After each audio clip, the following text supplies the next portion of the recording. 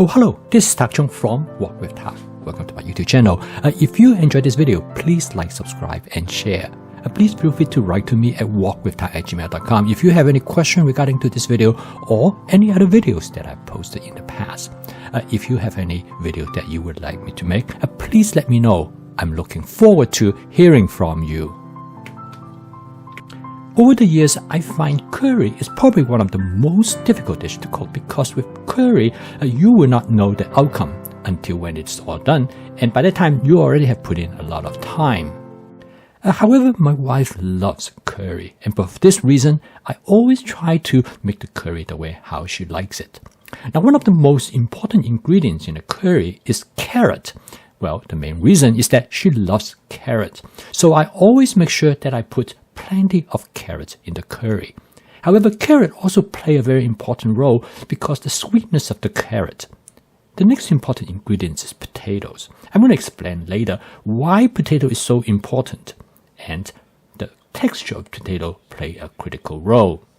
And for many people, curry should have some type of meat because it provides contrast to other ingredients in the dish. And the meat could be many different types. And I'm going to use chicken in this particular curry. Now, this chicken is a chicken thigh, and I was surprised how inexpensive it is. I purchased this chicken at $1.28 a pound, and this is much cheaper than chicken breast. Choosing the chicken thigh is important because it tastes much better than either the chicken breast or drumstick. It's far more flavorful. In this video, I would like to demonstrate the versatility of a stainless steel wok. If you have a stainless steel wok, you can almost cook anything that you would like. I'm going to cook this entire curry dish in this stainless steel wok. And the first thing I'm going to do is that I'm going to steam the ingredients. The first thing I did is that I steamed the chicken slightly because there's a piece of paper or a padding that is frozen into the chicken breast. I'm going to take the chicken breast directly from the freezer to save time. I'm going to season it a little bit with my Walk with Tak basic seasoning mix. And then I'm going to put the carrot and the potato around it. The basic idea is that I'm going to steam everything together. Now there's reason for me to do that because steaming is the best way to preserve the flavor of the food ingredients. I'm not going to add any more water to this dish. What happens is that the fluid will come from the ingredients themselves, and they will be full of flavor. And when I use this directly to make the curry, it will make the curry far more flavorful if I just boil each one of those ingredients, which I used to do that in the past. And I find this steaming method is very effective. It gives me much better control of the texture of the ingredients. Also, in steaming, I can add things like a scallion or ginger to enhance the flavor of the ingredients. And one thing you have to love about steaming, because you don't have to watch for it.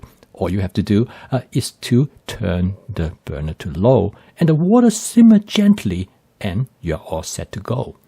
I'm going to steam all these ingredients by about 45 minutes. Now, there's a couple of things I want to be very careful because I do not want to overcook the chicken because the texture of the chicken is important to the dish. I want the chicken to be nice and tender. So one thing I did is that I checked the temperature of the chicken. I want the chicken to be right around 175 to 180 degrees, and this will allow me to make sure that the chicken is tender.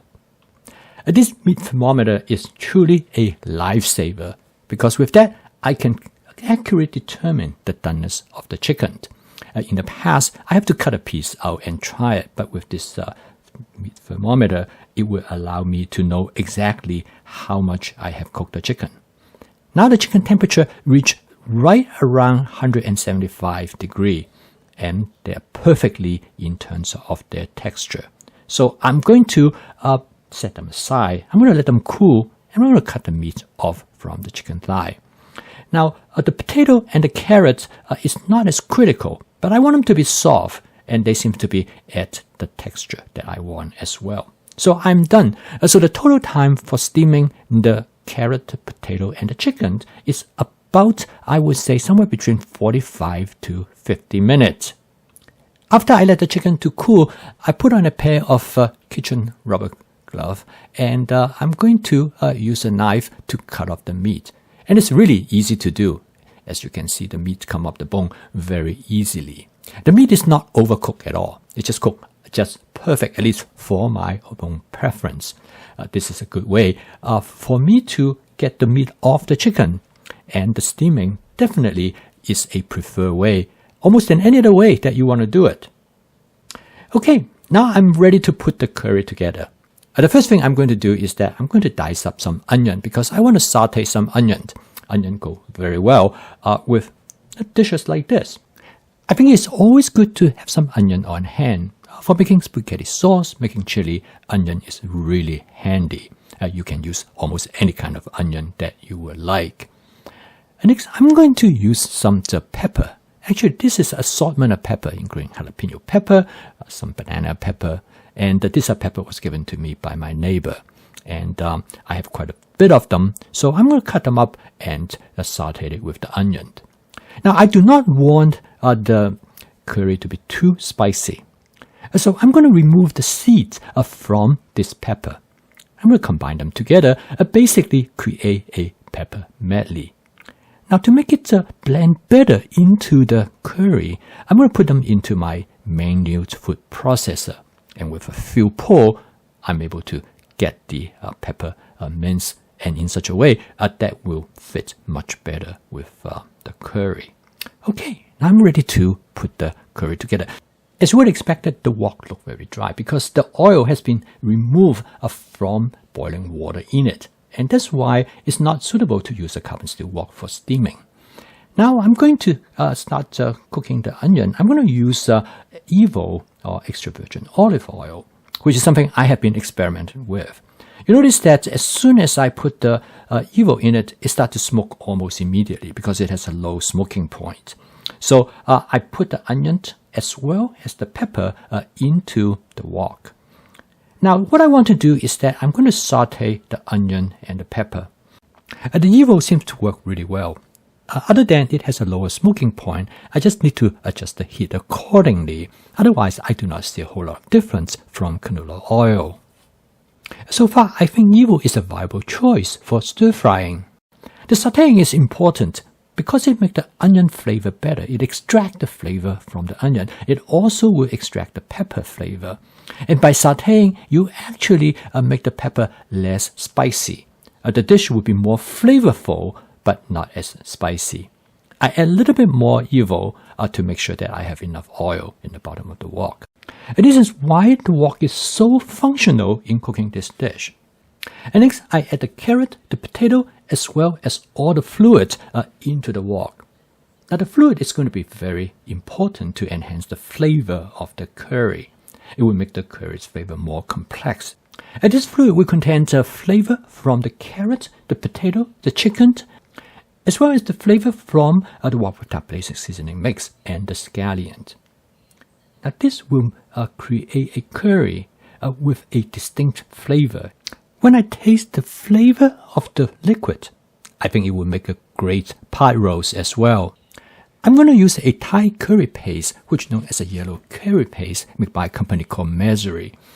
You can find this on Amazon or in many Asian grocery stores. There are many different flavors that they make, so you have a selection to choose from. And I like this one better than all the other ones that I have tried before.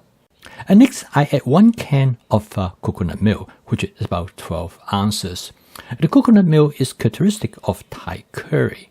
And I enjoy coconut milk because it gives the curry a more distinct flavor and it makes it a little bit more creamy.